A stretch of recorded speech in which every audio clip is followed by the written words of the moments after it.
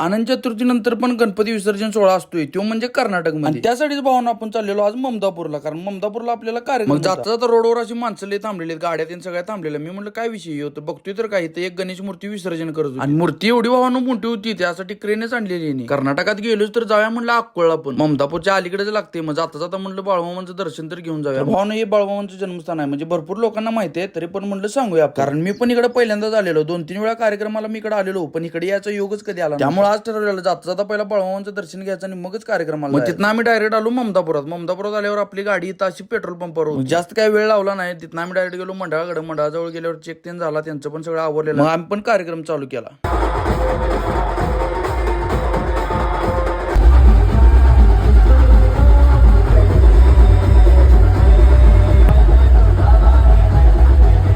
झालं म्हटलं आता कार्यक्रम पण संपत आल्यात, आपणच दुसऱ्यासनी किती नाचवायचं म्हटलं, आपण पण जरा नाचायला पाहिजे. जे काम आपण आवडीनं करतोय त्या कामात खरंच लय आनंद मिळतो. मग काय इथलं मामा पण नाचायला लागलेलं, डायरेक्ट नागिनच हो.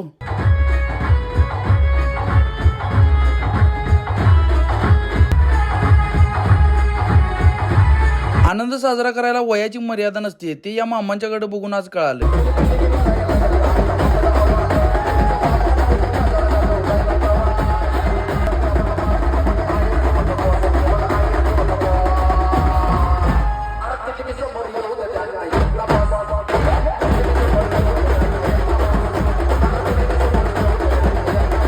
मग तिथनं आम्ही आलो डायरेक्ट मंडळाजवळ आल्यावर आम्हाला जेवण केलेलं आणि ठरल्याप्रमाणे मंडळाने रक्कम आपल्याला दिली. तिथनं आपल्याला इथं आज वस्ती करायची होती आणि वस्ती करायची म्हणल्यावर तो विषय वेगळाच आहे. तर पुढे बघा काय विषय. भावना हा ब्लॉग असाच कंटिन्यू पुढे राहणार आहे. पुढच्या भागासाठी बघत राहा.